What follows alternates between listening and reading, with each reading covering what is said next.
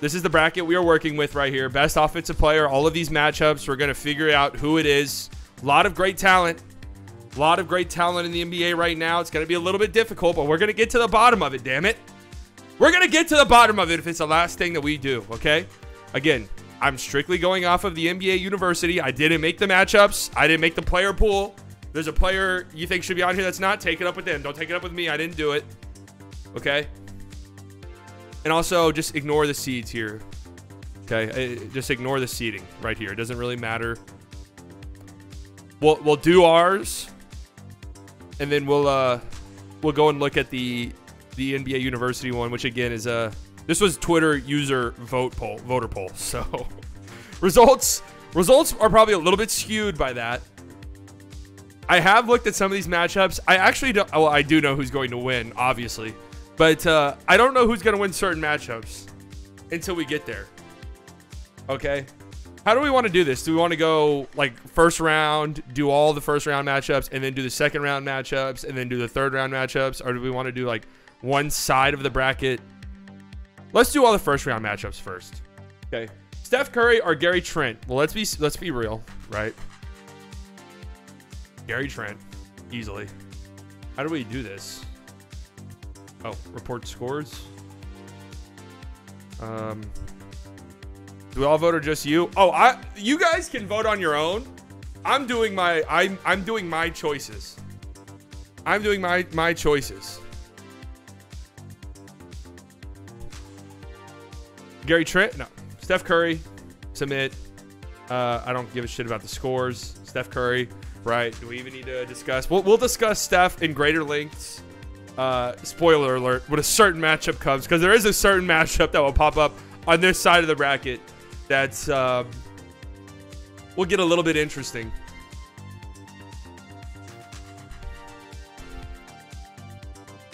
Ben Simmons won in my bracket. Oh, shit. Upset. De'Aaron Fox, Pascal Siakam. All right, so immediately I feel like this is a very difficult choice. Immediately,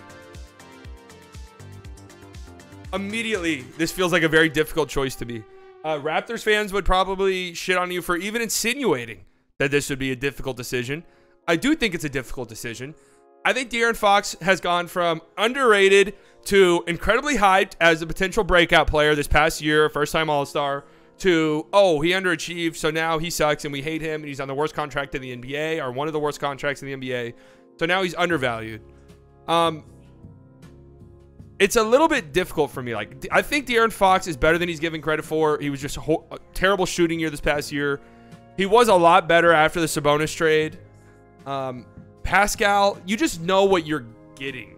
You know what I mean? I feel like the ceiling is probably higher for De'Aaron Fox if he puts it all together. But with Pascal, I feel like I know what I'm getting. I feel like I know I'm just going to get the consistency. I feel like I know I'm going to get, you know, nothing too crazy out of him. Like, not the incredibly low lows that you might get from a De'Aaron Fox. And remember, this is best offensive player, obviously. If this is best player, I'm taking Pascal easily. But offensive player, Siakam is a great playmaker for his size, and that is the deciding factor for me. I am going to go with Pascal. Oh, you guys voting for De'Aaron Fox. Interesting. But I am going to go with Pascal. His playmaking for his size is very, very important, and something in the NBA that will continue to become more and more important as time has gone on. But I just feel like as time goes on, you know, the forward who can defend like Pascal can, but can also do a bunch of different things offensively.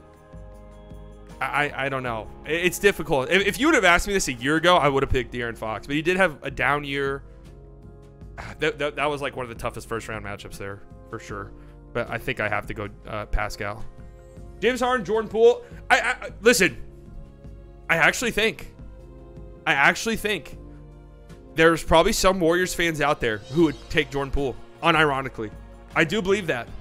I believe that I probably interacted with some of them. For sure. Obviously, the answer is James Harden. Even somebody voted for fucking Jordan Poole. Even if Harden is obviously getting up there in age, he's not as dominant as he used to be. He's still one of the best passers in the NBA, one of the best playmakers in the NBA. There's some value to be had to that, obviously. And he still is a really good scorer. I mean, not elite, transcendent, generational like he was, but still a really, really great scorer. Fox looked great since they shipped out Halbert. I know. This one, I don't feel good about this one. Like, I just don't. De'Aaron Fox, Pascal Siakam. I just know whoever I picked, I wasn't going to feel good about it. I'm just going with Pascal. He had a better season. That's just kind of where I'm at. This one, James Harden easily. I feel like I don't need to explain it. Obviously, you know, Jordan Poole, you guys know my opinions on him. I'm not nearly as high on him as, like, Warriors fans are. I don't think anybody is. I don't think, like, Warriors fans think he's the next Curry. I don't see that at all. But he is a really good player. A lot of it too is when Jordan Poole hasn't been given the keys like James Harden has. There's a lot of guys on here where it's like a really good role player offensively or a really good second option going up against a solid first option. I'm always going to pick the first option in those situations. Always. Like, there's just more. It's just, you know, I've seen somebody be the number one option. And even though James Harden isn't the number one option anymore, I've seen it with him, and he was still good enough. And he was amazing with the Nets last year. But this year, obviously, slowed down a little bit. But, I mean, he's better than Jordan Poole. That doesn't even need to be talked about. Tatum and Anthony Simons, right? Obviously, Jason Tatum. No doubt about that one. Anthony Simons, I like his game a lot. I really do like his game a lot. Some people think, because, you know, people talk about, oh, well, this Anthony Simons, Damian Lillard backcourt, it's just CJ McCollum, Damian Lillard part 2.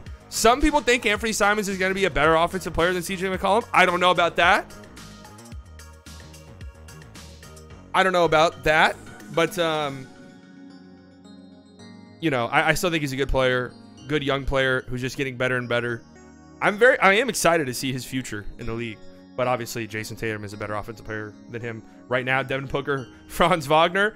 Yeah, obviously, D-Book needs to go without saying. You know, Devin Booker, you guys know. Fuck, what did I just do? You guys know that you know, I've had my qualms with Devin Booker. Right, I've slandered him on numerous of occasions, and I walked back a lot of that slander this season. I kind of reversed my Devin Booker hater agenda. I did. His playmaking is really, really good. He's just a cold-blooded scorer, and he does have that. I hate saying this. It's not fair to him that this comparison happens all the time, but he does have that Mamba mentality to his game, where he's gonna go out and he's gonna shoot. And he might miss, but he's going to go out and he's going to shoot. He's going to shoot. He's going to shoot. He wants the ball in his hands. I respect that. But he's also good off ball. He's also very willing to let his teammates go to work, his teammates do things, to let other guys run the offense. I think that's a very valuable skill to have, especially for a guy as good as Devin Booker. Franz Wagner, obviously, you know, I don't know, call me in 4 or 5 years. I like Franz a lot. I really, really do. I think he's going to be a key piece on a Magic team that'll probably be good quicker than some people think, but obviously, I mean, what the fuck, Devin Booker is better than him. Zach LaVine, Tyrese Maxey, love Tyrese Maxey's game. He's got a lot of fuck you to his game. He's gonna go out there and he's gonna try to bust your ass every single time. But obviously, you know, Zach LaVine is better than him right now. Again, call me in a couple years. I don't know if Tyrese Maxey will ever reach, you know, where Zach LaVine is at right now offensively, but it's definitely not impossible. I think what Tyrese Maxey gives you, the numbers he provides, I think all of that scales really well. He's super efficient, really good shooter. I think if you just bump up some volume a little bit, his numbers probably improve too, right? You guys remember? That's what is that? Was it the Paul Millsap theory? If you bump up a player's numbers, their efficiency and everything pretty much stays the same, and their stats actually get better. Interesting. It's an interesting theory to read up on. But yeah, obviously Zach LaVine wins here. LeBron James, D'Angelo Russell. Obviously, we're going Bron. Even at 38, LeBron James still doing insane shit. D'Angelo Russell, probably a little bit overhated at this point, most definitely. But, you know, nowhere near LeBron, even at LeBron's age. Don't think that even needs to be explained or even talked about. Bradley Beal or CJ McCollum. This one actually gave me a lot of problems. I'm going to go with Bradley Beal. Just because we've seen him lead the league in scoring. We've seen him score average 30 points over the course of an entire season. But, damn, I feel like CJ McCollum's offensive talent is a little underappreciated. Especially because I was looking at the, I was looking at the NBA universities, their Twitter polls on this, and Bradley Beal just shit all over CJ McCollum. I think it's way closer than that. Like, CJ has legitimately good playmaking ability. We know his scoring ability. We know his shooting ability. And, you know, Bradley Beal, there's times where it looks horrendous. There's just what up, Pat? There's times where it just looks absolutely horrendous out there for Bradley Beal. This past season was not great. Do you want, like, Bradley Beal to be the focal point of your offense and do everything for your offense? I'm just not sure. I mean, I don't know if you really want CJ McCollum to be that guy either, but I mean, CJ McCollum was basically running point in New Orleans. They were doing a good job. Like, their team looked good with him in that spot. I am going Bradley Beal. The scoring is just, the guy averaged 30 points in a season. Like, you can't, I know, like, he just signed that disgusting contract and everybody's shitting on him, but he did score 30 points in a season. That was, what, 2 years ago? Like, I feel like we can't overlook that. I feel like we can't overlook that, but it's very close. And I could definitely see this result flipping a couple months into the season. Like, let's revisit this at the All-Star break, and let me see what I feel like. Luka Doncic or Tobias Harris? All right. Chris Middleton or Jamal Murray? This one's hard as shit. This one is really hard. Let me see what you guys are thinking. Oh, yeah. This has been the closest one. Jamal Murray's actually leading. I mean, damn, it's hard. Jamal Murray didn't play this entire past season. Like, that's just kind of why I'm feeling Chris Middleton. I feel like it's Chris Middleton. I feel like it's a little bit more consistent with Chris Middleton. But, you know, Jamal Murray's only been to the postseason twice, but his numbers are insane. And they have improved. Like, you look at Jamal Murray's regular season numbers and his postseason numbers, and he is a postseason performer. Now, you can say that those numbers are a little bit, you know, fudged because of the bubble. I don't personally believe that. But he is a postseason performer. Granted, it's only been twice, and we've seen Chris Middleton get huge buckets in the finals, get huge buckets in huge moments, year after year, it feels like. And I don't know. I made this argument before. I see a world where the Bucks make the finals if Chris Middleton doesn't get injured. Like, they probably do make the finals this year. Again, if Chris Middleton doesn't get injured. You guys know I've said before, I think Chris Middleton's the best Robin in the league. He's not the best second option in the league, but he just fits the Robin role so incredibly well. Oh, man. I'm going Chris Middleton. That one was the hardest one for me by far. That one was by far the hardest one for me. I like Jamal Murray's game a lot, and this probably is different if Jamal Murray played this past year. But Chris Middleton, it's just a consistent offensive game. His playmaking is decent. You know he can get you tough bucket after tough bucket. I mean, we know Jamal Murray can do that too. Fuck, this one was really hard. I feel like you can't go wrong either way, but I'm just going Chris Middleton. I'll bail myself out and say it was just because of Jamal Murray's injury. Okay, Karl Anthony Towns or Jalen Green? Hey, I'm gonna be 1,000% honest with you. Ask me this question again in a year.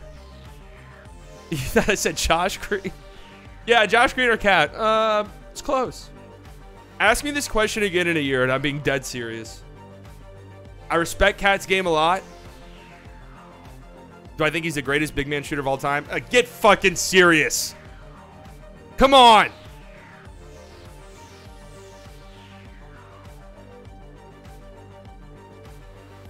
But seriously, ask me this question again in a year. We'll see how we'll see if Jalen Green has a breakout. Donovan Mitchell, Vucevic. You know what's crazy? I didn't even realize this. The year Vooch got traded, he shot 40% from three. 40% from three as a center. Cat is a better player and shooter than Prime Dirk.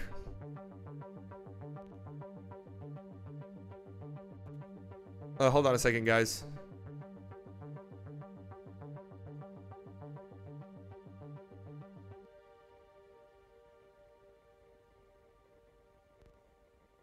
Okay.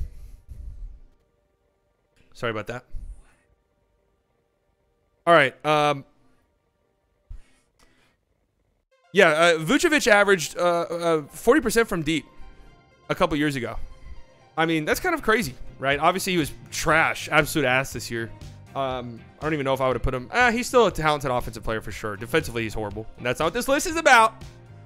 But, yeah, Donovan Mitchell, obviously, over him. Oh, Donovan Mitchell, Cat. That's kind of a juicy one. All right, John Moran, Ben Simmons. Why the fuck is Ben Simmons even on this list?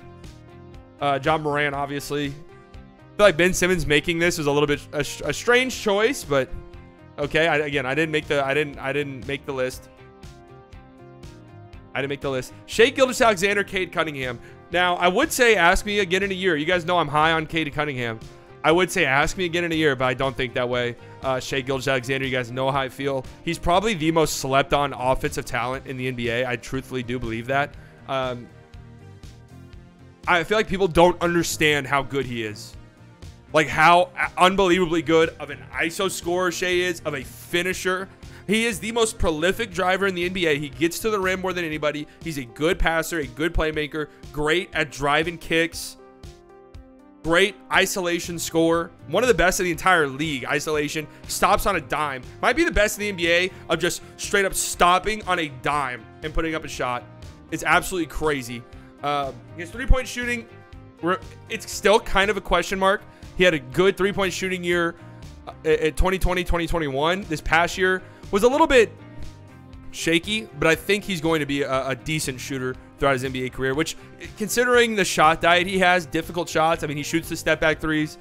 That's solid enough. If he can be a league average shooter, that's a big win.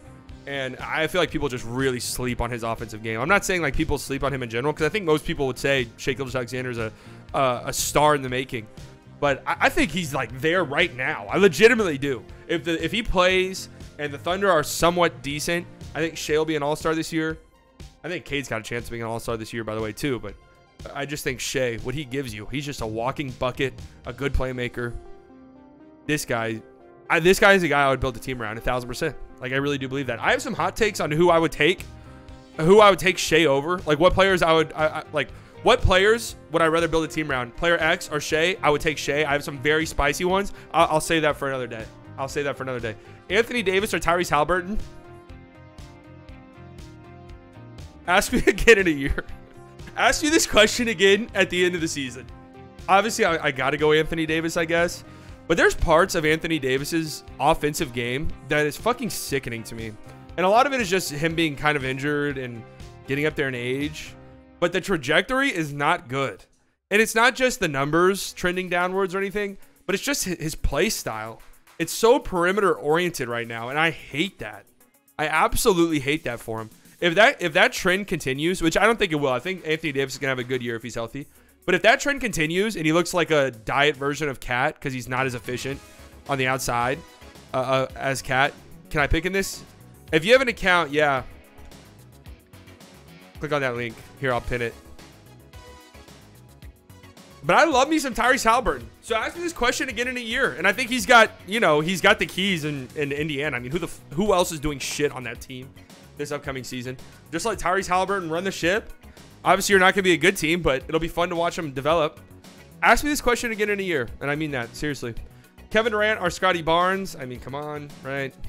So who voted for Scotty Barnes? Oh, Raptors fans are in here for sure. Obviously, Kevin Durant's still one of the best offensive players in the entire NBA. Some people might say the best. I wouldn't. Jokic or John Collins? I respect John Collins. Like, I respect what he gives you. But keep in mind, I don't think there's anybody in the second round who are reliant on other players for their offense. Like, I don't think you'll see one of those guys in the second round for me. I just don't. Holy shit, this next one.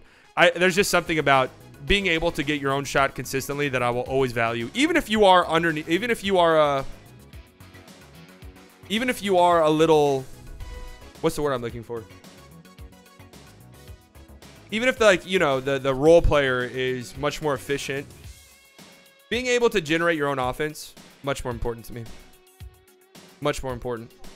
Holy shit. Anthony Edwards or LaMelo Ball? This is one of the ones on the Twitter poll that absolutely shocked me. I'm going to be honest with you. The problem is, I love Anthony Edwards. There is a very short list of people I would rather build a franchise around than Anthony Edwards at this stage. What he brings to the table as a player, so important in today's NBA. The defensive upside, the offensive potential, all of that. But if we are right now picking who the best offensive player is, I feel like I have to go LaMelo right now. Another problem is, and this isn't even Anthony Edwards' fault, but another problem is LaMelo has the keys to the franchise. LaMelo drives the car. You know, he is the offense. He runs the offense. Anthony Edwards is playing alongside Cat. He also has D'Angelo Russell, right? Gobert's there now too. Fucking right by Gobert. But, you know, I feel like LaMelo, you have the playmaking, you have the passing, you have the shooting, which is shockingly so much better than we all thought it would be. It's close, though. It's really, really close. I love both of these players. If I were, obviously, again, this is just offensive players right now. But if I had to pick one of these guys to build my team around, I'm definitely taking Anthony Edwards. But, you know, this is a tough one. I just think LaMelo right now has a slight edge. The slight edge. And if Anthony Edwards went to a team where he was the #1 guy on offense and he was doing everything on offense, and that might be him this year. It might be different, but oh God. Sonny's in here with the Trae Young hate already. We haven't even gotten to him. Chris Paul, Desmond Bane. Ask me again in a year. Ask me again in a year. I'm being dead serious, by the way. I love Desmond Bane's game. Of course, I'm obviously going to pick Chris Paul. I could see some matchups where Desmond Bane might have won. But going up against one of the best point guards of all time, obviously not very fair to him. But I do believe in Desmond Bane's offensive potential. You see flashes of it where it's crazy. The shooting, catch and shoot, obviously it's there. It's great. One of the best in the league at it. But he can create his own shot. Doesn't make much sense. His wingspan, it doesn't make much sense. But when he's clicking, he's fucking disgusting.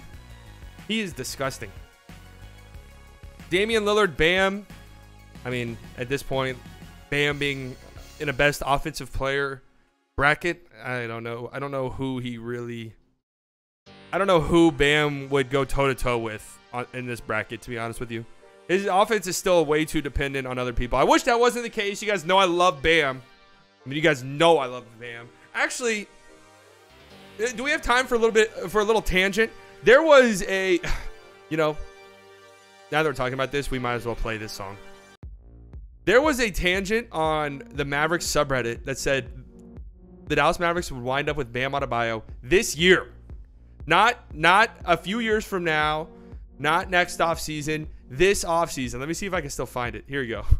There is a scenario where the Mavs pair Luka with the second star this offseason. Bam Adebayo. Now, this is crazy because you guys know how much I love Bam Adebayo, and I've been on record and said Bam Adebayo was made in a fucking lab to play next to Luka Doncic.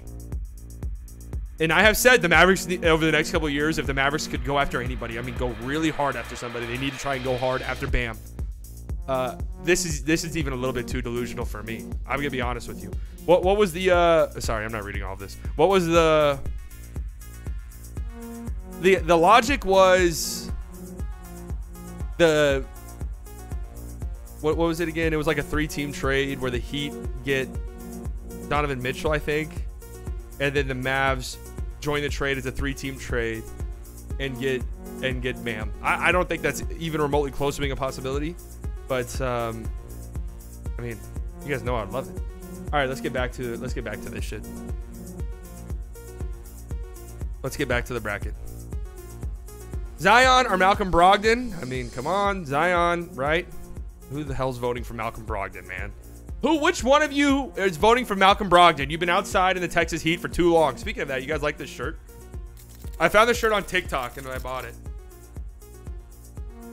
Things to do in Texas. Overheat. That's really all it is. That's the only thing there is to fucking do in this shithole state. In this hellhole state. It's so damn hot. Jimmy Butler, DeJounte Murray. Jimmy for sure. Definitely Jimmy. I like DeJounte's game a lot, but what up, Doomer? I like DeJounte's game a lot. Very interesting. I'm very excited about that backcourt duo. in Atlanta now. Very, very excited. Great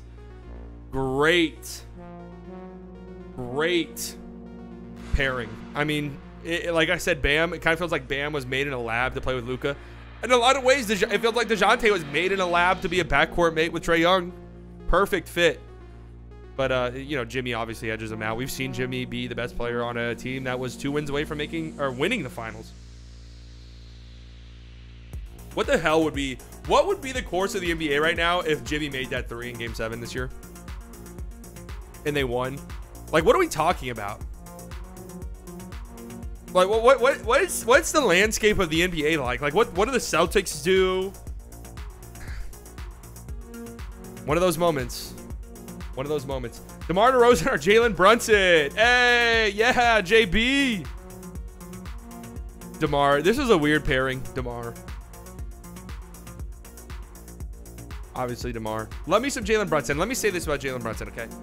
I will not change my tone about Jalen Brunson. I operated under the assumption all season long that Jalen Brunson was going to be a Dallas Maverick for the foreseeable future. So I was hyping him up. I was gassing him up. I was bigging him up. And he left. And I can't go back on that now. I can't just be petty and go back on all that shit. I have to stand by it. Jalen Brunson is an incredibly smart offensive player. He knows exactly what it is he wants to do. He's great at getting to a spot. I've seen a lot of people say, oh, well, you shouldn't pay Jalen Brunson a lot of money. This is a fluke contract year thing. I don't think so. This isn't like a Trae Young, or no, I'm sorry, Tim Hardaway, Duncan Robinson, Davis Bertans, streaky shooter, had a hot shooting year, had a hot shooting stretch, and cashed in because of it. Or Julius Randle, where the shooting percentages just don't make sense in a contract year. This is who Brunson is as a player. He's smart. He's methodical. He gets to his spot. Right? He knows what to do when he gets to his spot. Crafty finisher. Very good finisher at the rim. Has some post moves for a guard that doesn't make sense. Has a deep bag. A deeper bag than people give him credit for, I think. But one thing I will say about Brunson, and I've seen this, and again, this isn't me being petty. This is just how I feel. I've seen a lot of Knicks fans who are like, yeah, Jalen Brunson, he's going to come in, he's going to set the table, he's going to be a table setter for us. I don't know if I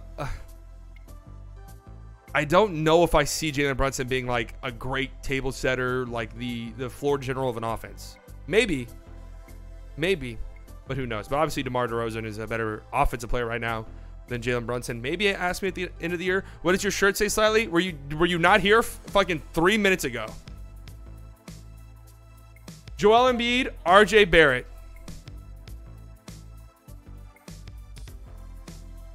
Joel Embiid. I'm not going to go too deep in RJ Barrett because I don't want Knicks fans to hate my guts. Joel Embiid. Giannis or Jared Allen?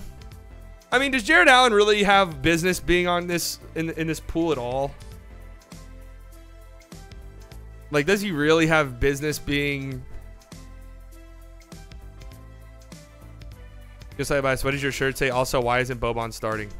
You guys want to derail the stream? Fine, let's go back. Hey, here we go, guys. Here's my shirt again. Here's what it says for the second time. Things to do in Texas. Overheat. Get it? Because it's hot. You guys get it? It's hot outside. So it's saying, what's the best thing to do in Texas? Overheat. You guys, you got it? Shirt stream. Jaylen Brown or Domantas Sabonis?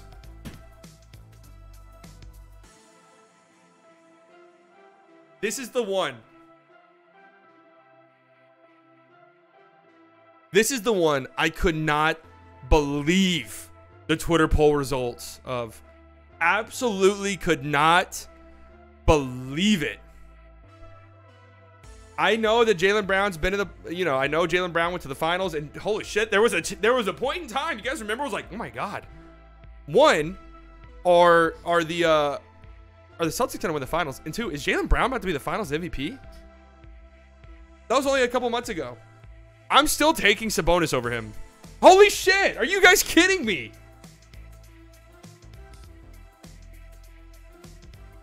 I'm taking Sabonis. Sabonis, for all of his flaws, I mean, there's definitely reasons why if Sabonis is your best player, or not even just your best player, but it's just difficult to build a winning team around Sabonis. Most of that is defensively. But holy shit, this guy offensively is legitimately great.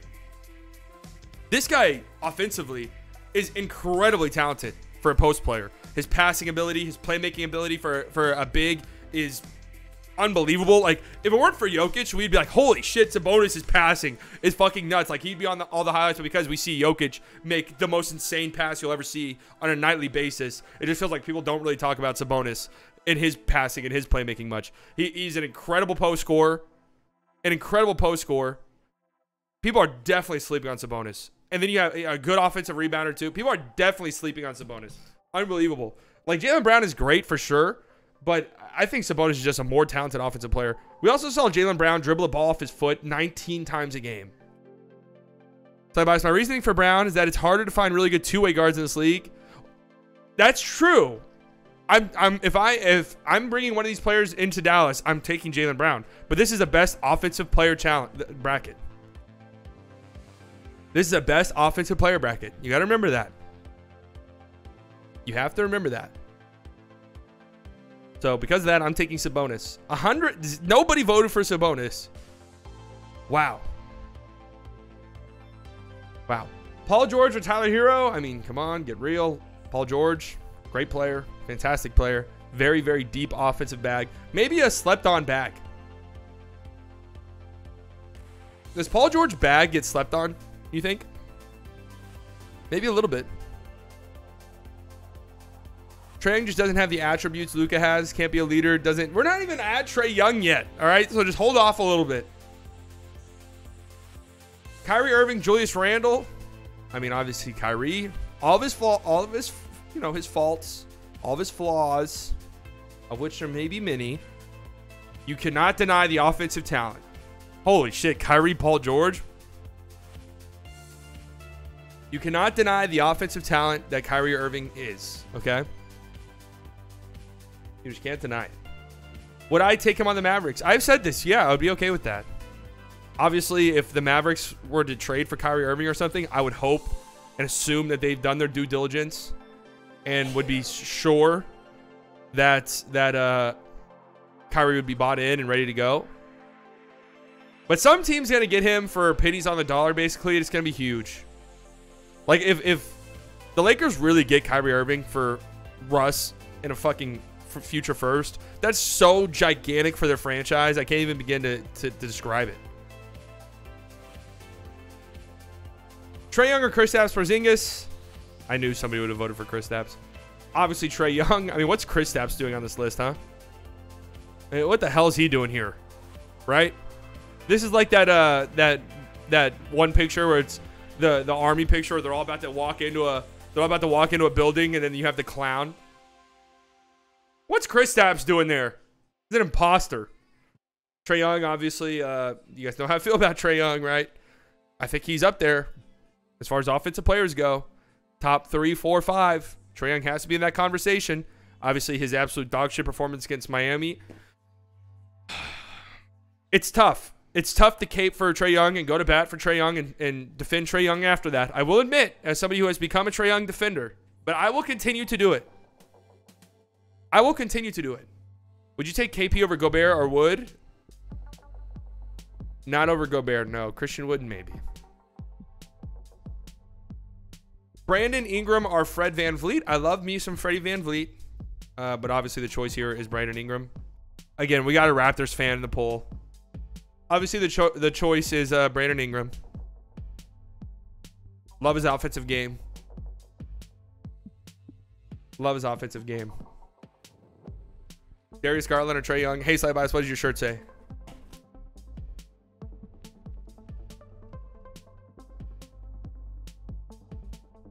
You son of a bitch. You son of a bitch. What is Brandon Ingram better at, though, than Fred VanVleet? Probably the most important thing in the game, scoring. Okay, Darius Garland or Drew Holiday? Love me some Drew Holiday, but obviously I love me some Darius Garland. I've said this before. I think Darius Garland will lead the league in assists someday soon. I do believe that. I do believe Darius Garland will lead the league in assists at some point. What? You know, this is a brutal matchup for Andrew Wiggins. There's some matchups where Andrew Wiggins could have won. Obviously, Kawhi Leonard is the pick here. So that's our first round matchup. I mean, Wiggins was a 40% 3-point shooter this year. Elite catch and shoot numbers. Can create his own shot. Just a tremendous role player in the league. All things considered, pound for pound. I know he's not getting paid like a role player, but he might just be the best role player in the NBA currently. Do you agree with Trae Young better than Luka offensively? Of course not. We might get to that in the championship round. No spoilers. No spoilers. So here's our first rounds, right? You know, I pretty much went with the consensus.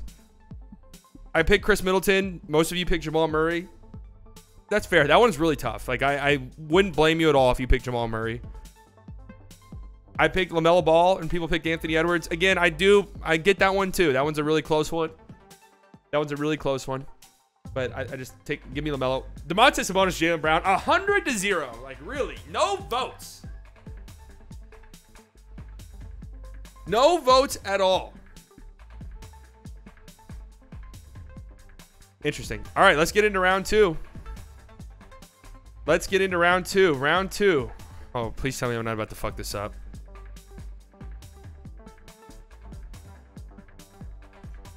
I don't know. Okay. Round two. Here we go. Here's where things get a little bit dicier. Here's where things get a little bit controversial.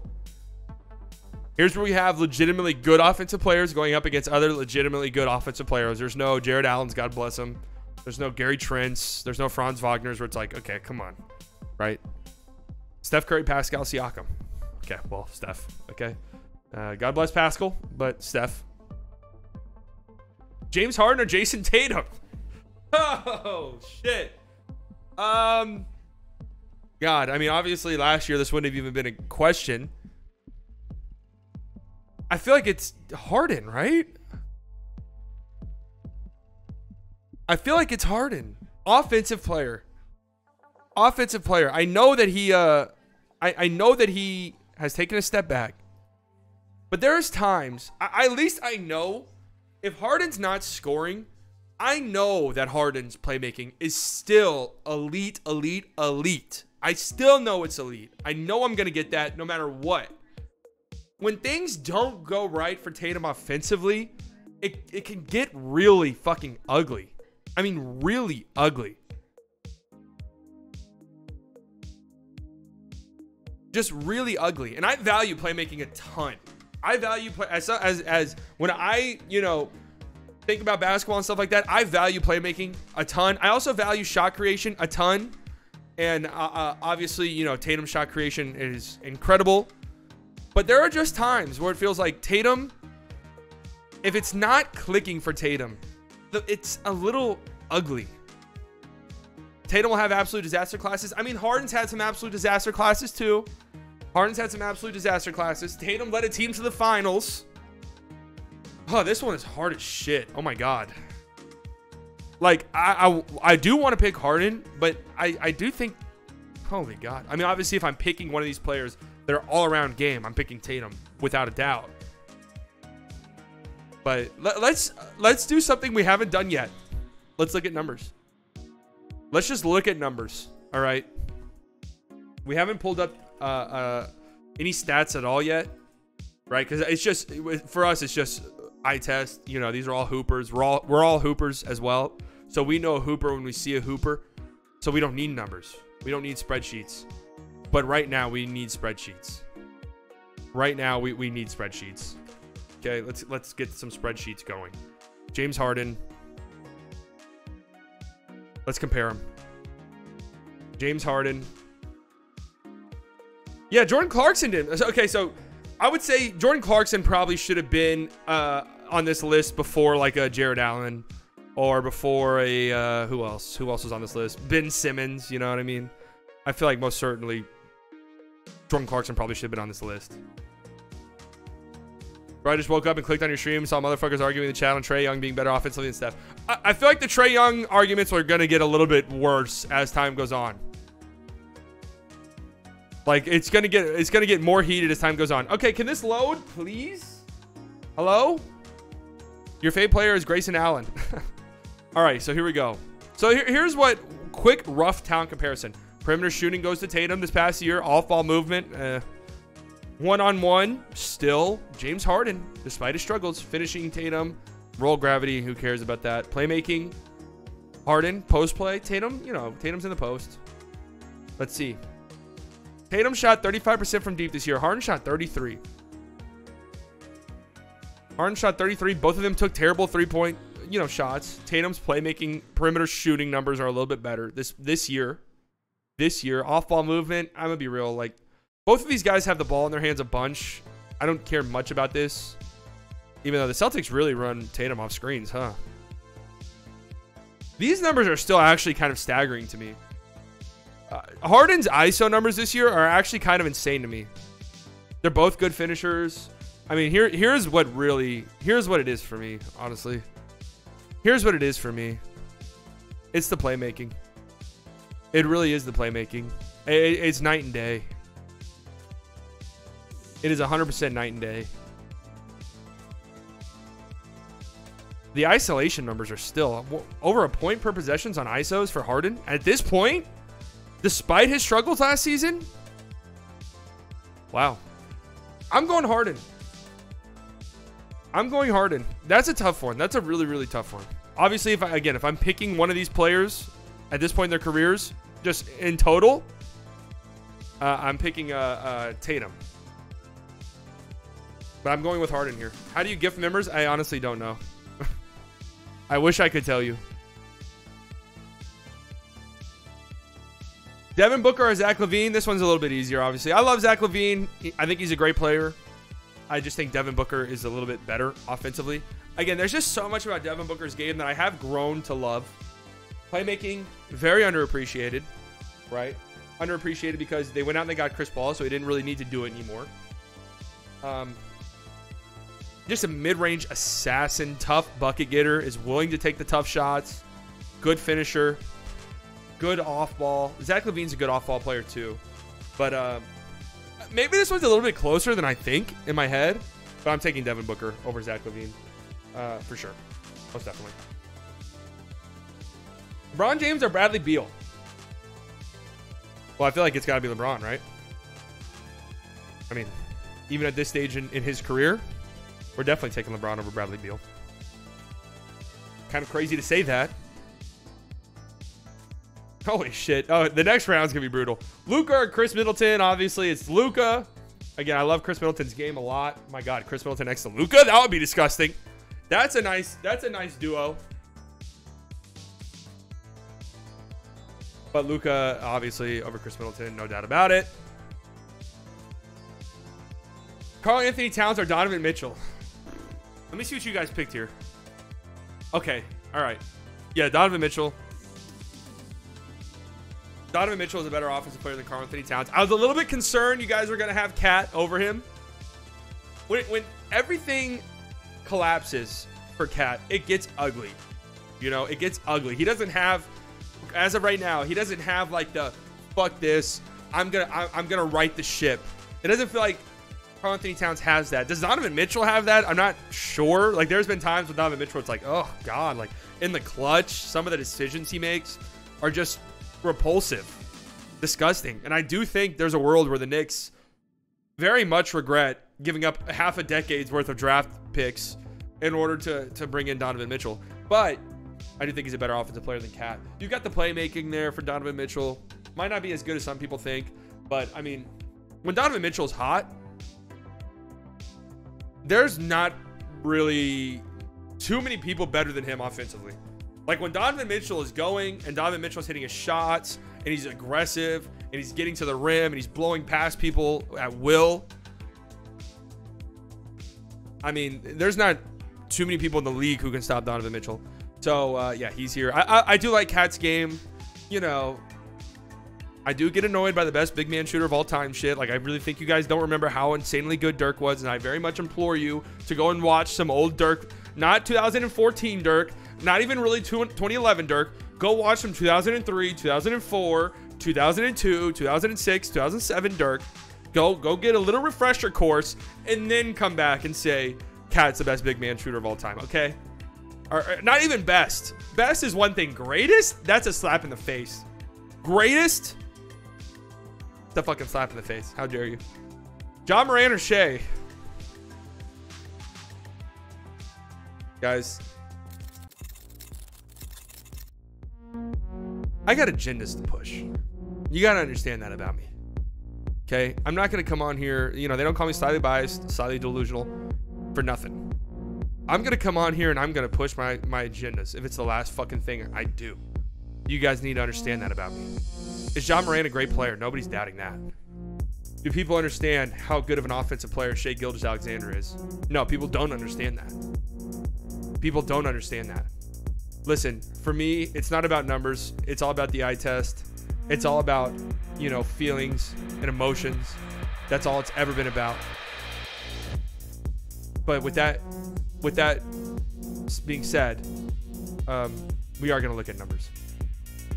With that in mind, we will look at some numbers here. Okay. With that in mind, we'll look at some numbers. What's going on here? I don't even know how to operate this fucking spreadsheet. Lying to yourself? Well, let's see what you guys said. Ho ho ho ho ho ho! Am I lying to myself? I don't know. This is just what the people think. This is just what the people think. I'm a man of the people. It's not about numbers. Just 1 minute ago when you picked Harden ahead of Tatum. Let's see here. Huh? Let's take a look. Oh, God. Wow. Shai really did have a down shooting year. Shai really did have a down shooting year. Okay, perimeter shooting, right? Off-ball movement. I don't care too much about that. One-on-one. You guys need to understand how fucking good this guy is in isolation. You guys need to understand how good this guy is in isolation, how good of a finisher and a driver he is. I mean, John Moran obviously is obviously probably the best finisher in the NBA. Like, let's just be honest. But when it comes to isolation, one-on-one, you need a bucket. Shai's giving you over a point per possession on ISOs as one of the most prolific isolation players in the NBA. The volume is there. It's incredibly high. He ISOs almost more than anybody in the league.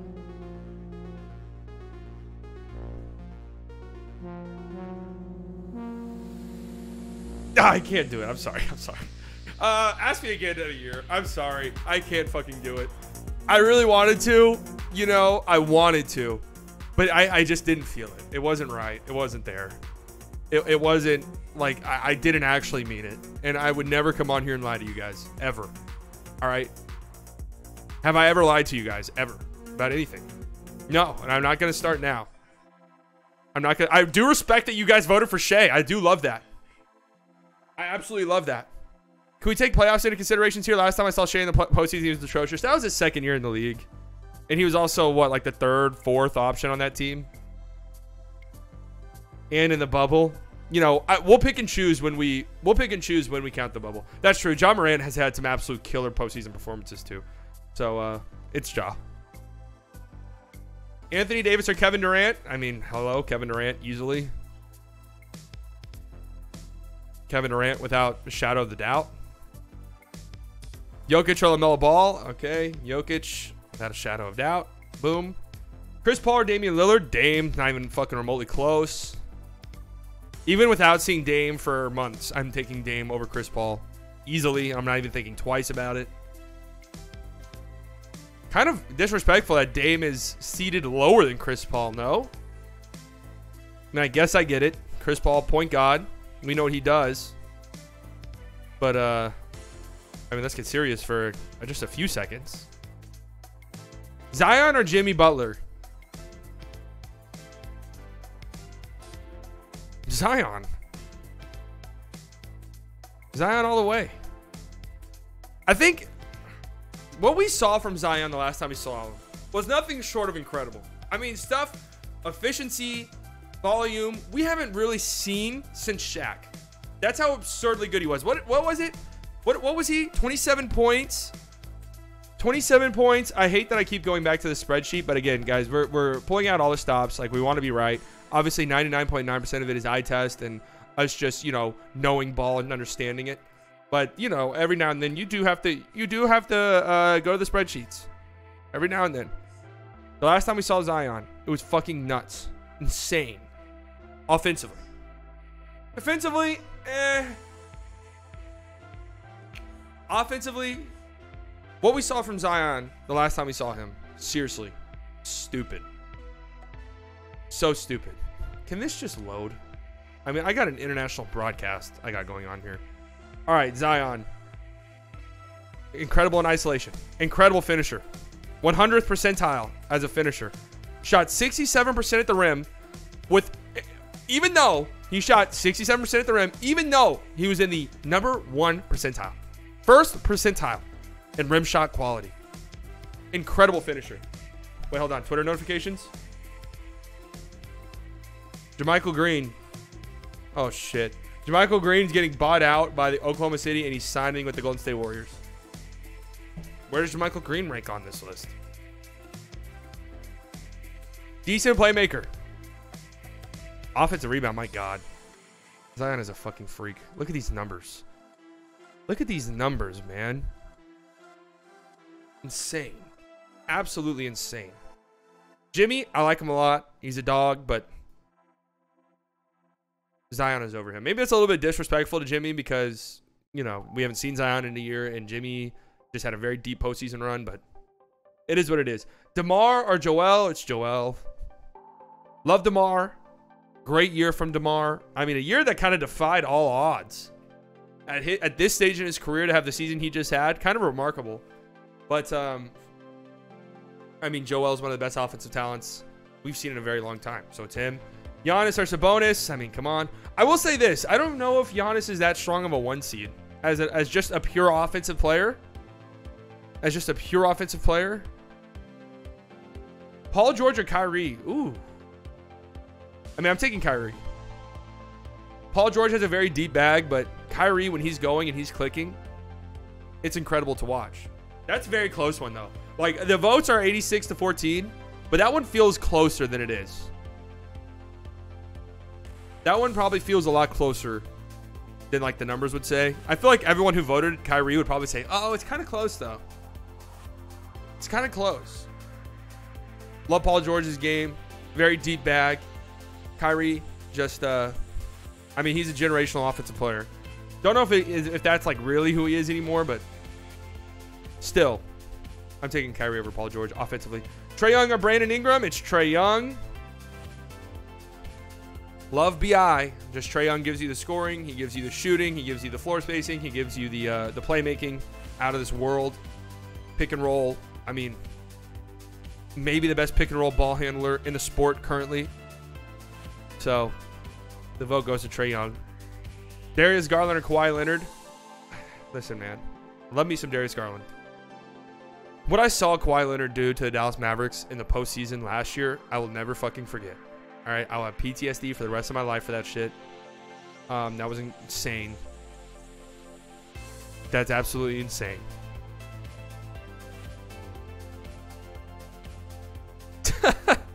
Oh, man. This part of the bracket's going to be fun. All right, round 3. Here we go. Steph Curry or James Harden? All right, James Harden run. And I'll say this. I think James Harden had a pretty easy run to get here. You know, this is like one of those March Madness teams where it's like, you know, James Harden's a high seed, but you just know he's a fucking fraud. But he's got an easy path to get to the Sweet 16. But you just know when he gets there, he's going to get crushed. That's kind of where we just were. Right? James Harden at this stage in his career. I mean, holy shit. You want to go pound for pound, these two guys when they were in their primes of their career a few years ago? I mean, you could argue this for hours. You guys remember those arguments? I mean, this could have been an absolute... I see what you're saying, Sonny. I see what you're saying. You could have a just hour-long argument about this. Steph Curry or James Harden in the peak of their careers. But obviously right now, Steph Curry is better than James Harden. Devin Booker or LeBron James? Oh, shit.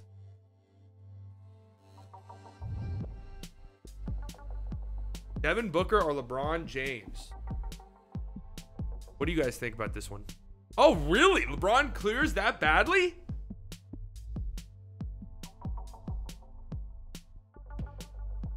LeBron clears by that much?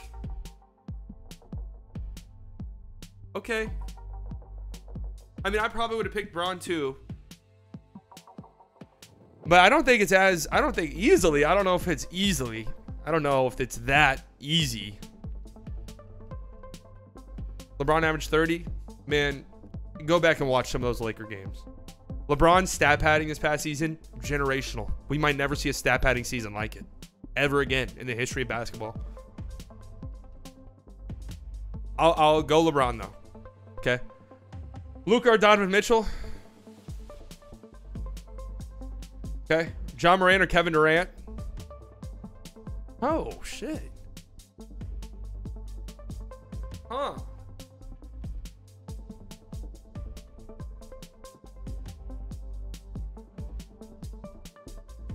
KD, right?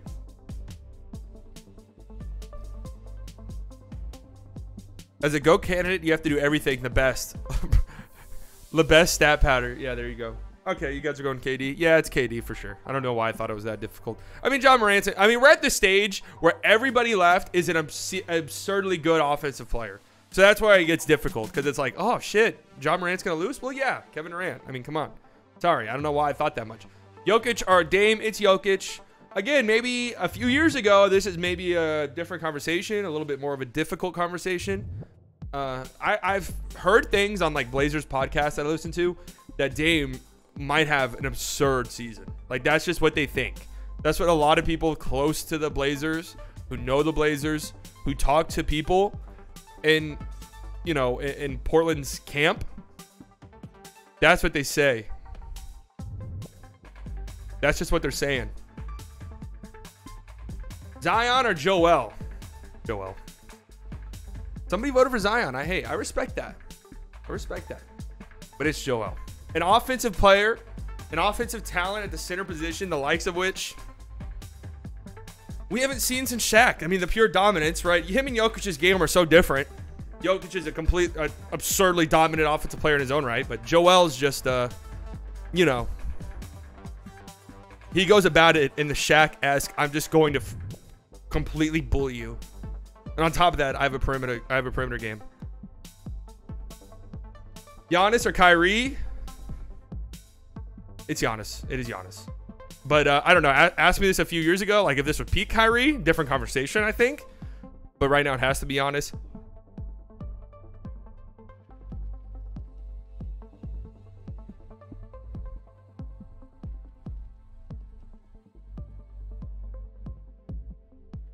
It's calm. I just want to watch and vote now. Oh, it's not going to be calm for much longer. Let me tell you that much. Trae or Kawhi Leonard? It's Trae, man. It's Trae. I mean, look, I know what Kawhi did to the Mavericks. I know he fucking eviscerated them. I know it. I know that he did. I witnessed it with my own two eyes. It was some of the most absurd. It was straight up the best basketball I've ever seen anybody play. It was insane what he was doing. Haven't seen him in a year. Trae just led the league in points and assists. When was the last time? Here, let's just Google search. Players who led the league in points and assists. Trae Young led the league in points, and only seven players to have won scoring and assist titles. More impressively, the 23-year-old became the second player in NBA history. This is only the second time this shit's happened in the history of the great National Basketball Association. More impressively, the 23-year-old became the second player in NBA history to lead the league in total points and assists. The only other player was Tiny Archibald. Only Tiny's done this. It's Trae Young, guys. It's Ice Trae. Scoring, playmaking, shooting. The best pick and roll ball handler in the National Basketball Association, possibly.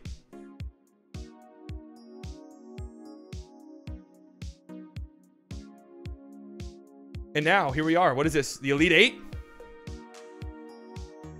Can I zoom out on this? Like, how do I get over there? Hello? Okay, here we go.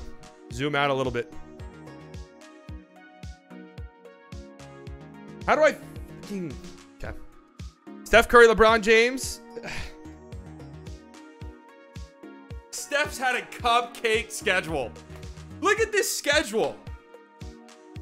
Look at this schedule. Steph goes up against Gary Trent. Drag it to the side. Is that's not... Oh.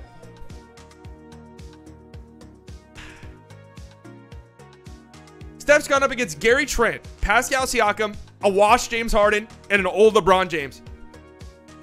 Cupcake. Cupcake schedule.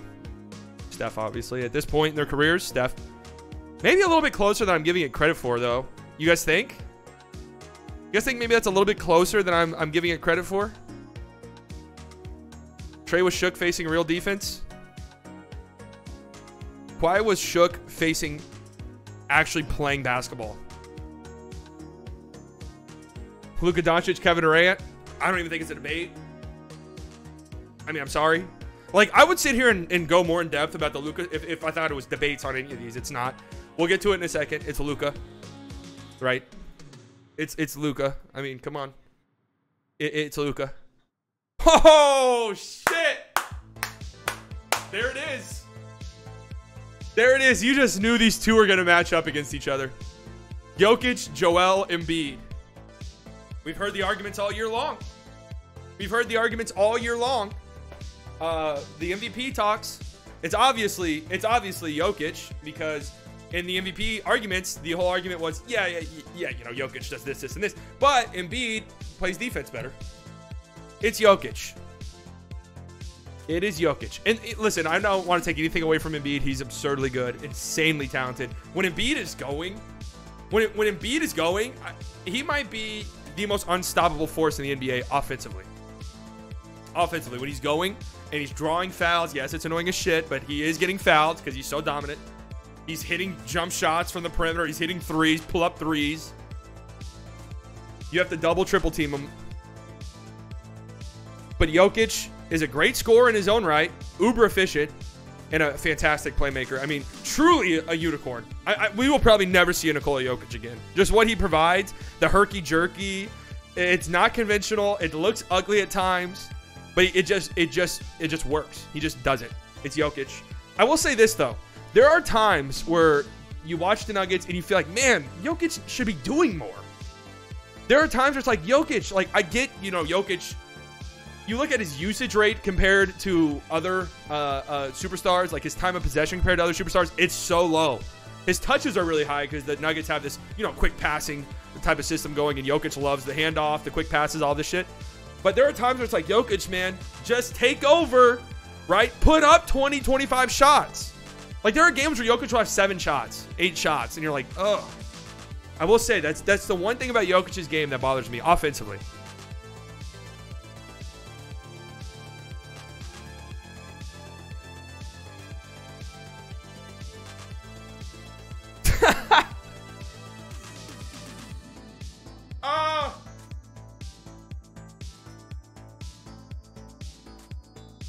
Dude, what the fuck are you also arguing about Trae? To be fair, we just talked about Trae.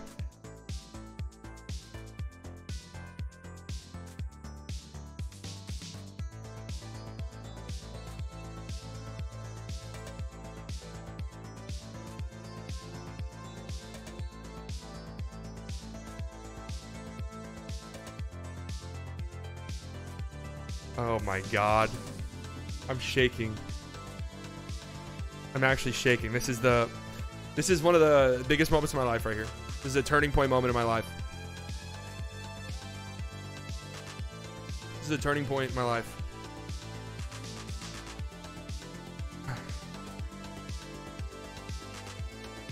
The only important element of that is, does it affect Oh. if he plays rest of the game? How about that pass? Bogdanovich gets a three-point jet when his team needed him most. How about that? I mean, he's 6'1", 6'2". On a string. He shouldn't make passes like that. Oh, shit.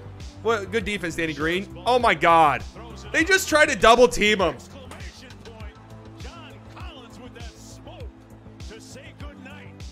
Yeah! Man, I don't give a shit. I don't give a shit. This is the hill I'm dying on now. This is the hill I'm dying on. This is the hill I'm dying on. This is the hill I'm gonna die on. You know what? Play the song. Play the song. Yeah, let's get some Ralphs going in the chat. I don't quite agree, but I kind of agree. The second player in NBA history to lead the league in total points and assists. Like, nobody talks about that. Why does nobody fucking talk about that? Why does nobody talk about the fact that this guy led the league in total points and assists for the second time in NBA history? The only second time in NBA history that happened. Nobody mentions it. Nobody talks about it. Yeah, he played like dog shit. Sure, he was ass against the Heat. Okay, so was everybody else on their team, and also he had a game winner in that series. So teams run healthy. Well, Trae was healthy. You can't knock him. He was out there playing.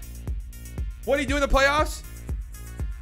Look at his team. The supporting cast was garbage, and the series was rigged. Anybody with 2 eyes could see it. They were fucking double teaming him at half court, man. They were trapping him at half court. He single-handedly carried the team on his back to go to the Eastern Conference Final. I'm being disingenuous. Hey, Kevin Huerter carried him in Game 7 against the Sixers. You guys remember that? Red Velvet carried him.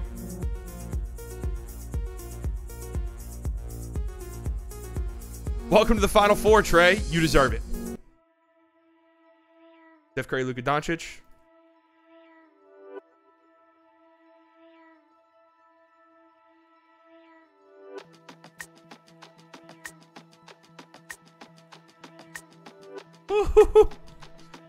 Oh man, it's Luka for sure. But listen, let me say this.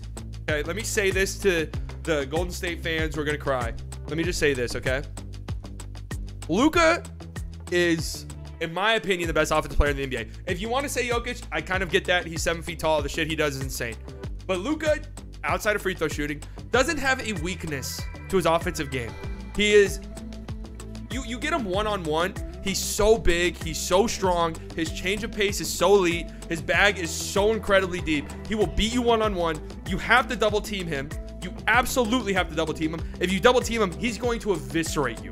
He's going to find the open guy. I think the Mavs averaged like 1.2 points per possession. 1.20 points per possession when Luka was doubled. You know how insane that is? That's absurd. He'll find the open guy. You can't beat him. You just have to hope he beats himself. You have to hope he runs out of gas and makes bad passes, dumb turnovers, and you have to pray. The only way to stop the Mavs offensively at times, especially when Luka's on, is you pray to God the others are not making their shots. That's your only chance. That is your only chance. We have seen him play good NBA players off the court entirely. Patrick Beverley, one of the best defenders, one of the better perimeter defenders in the NBA, completely played off the court. This motherfucker made $40 million right after it. Like, teams are like, yeah, I know Patrick Beverley just got embarrassed, but it was Luka, dude. It was Luka. Zubats, a good NBA player, played off the court entirely. Rudy Gobert, one of the best perimeter defenders of all time. Or, no, I'm sorry, not perimeter defenders. One of the best rim protectors, one of the best defenders in the history of the game. Embarrassed. Luka Doncic did that. Mikal Bridges, the Luka stopper. Embarrassed. Embarrassed. The Clippers, 2 years in a row, Luka dominated. He's led the postseason in scoring 2 of the 3 times he's been there. He's a different level. A different level. Steph is incredible. One of the best players of all time. Top 10 player of all time. Sure, why not? Okay? He's insane. But I'm sorry. Luka's playmaking, it's there. I see it. Steph's a good playmaker too. But a lot of Steph's playmaking, when people talk about it, is the fictional fucking gravity. I see Luka's playmaking with my own 2 eyes. I see him make insane passes. I see him somehow know exactly where his teammate is on the other end of the court, and he's not even looking. I see it. It's Luka for sure. Next. Jokic straight. Okay, the buck stops here. Say who is it? Who is it? Jokic obviously over Trae Young. And here we go. Here's our final. Doncic, Jokic. This is what it was on the NBA University one too, and I feel like that's you know, this is very, very fair. If you wanted to pick Jokic, I understand. I do get it. 7-footer, center, to be able to do the things that he does is insane. But it's Luka. I think he's the best offensive player in the league. I just do. Okay, the things that he does, as I just mentioned, it's insane. What the fuck this guy does as a 23-year-old? It's insane. And another thing too is he's a playoff performer. He gives you MVP level performances in the regular season, and then he ascends in the playoffs. He gets better in the postseason against teams. I mean, he took a Clippers team to 6 games in the bubble that they had no business going to 6 games with. Kristaps Porzingis gets ejected on some bullshit in game 1. They probably win that game if Kristaps Porzingis doesn't get ejected, and then God knows what happens in that series. But KP gets hurt, misses the back half of the series. Luka gets hurt, is playing on one leg for the back half of the series. Still's putting up insane shit.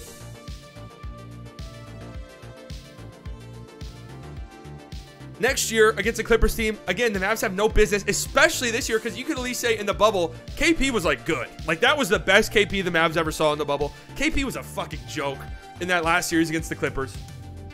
The last series against the Clippers, KP was a complete and total joke. Brunson was a no-show. And Luka took that team, that Clippers team, that if I've said this a million times, if Kawhi Leonard does not get injured, that Clippers team wins the finals. I do believe that. Luka took them to 7. Fast forward the next year, you know, Brunson, Dinwiddie, they all play fantastic against the Jazz. Luka comes back. He's okay, right? He's good, but he's not playoff Luka we're used to. They beat the Jazz. Luka just eviscerates, embarrasses the Suns in Game 7. And then, yeah, they got beat by a better Warriors team. So I am voting Luka. Again, with Jokic, I love Jokic to death. If you guys have followed me for any extended period of time, you guys know that. I love Jokic. Great player. Fantastic player. One of my favorite players to watch. He's so fun to watch. But like I said, the one knock I have on Jokic's game offensively is there are just times where it's like, it feels like he needs to do more. Like I want him to dominate the ball sometimes. He's that good. And that's if that's your one flaw offensively, that's great, by the way. And the fact that Jokic is willing to be a little bit hands off, that's very good. Luka could probably learn a little bit from that. But also the heliocentric stuff. I mean, who do you want the ball? Like who? Jalen Brunson had a higher usage rate in the playoffs than Jaylen Brown. Luka, best offensive player in the NBA. Are you guys surprised? Were you guys expecting something else?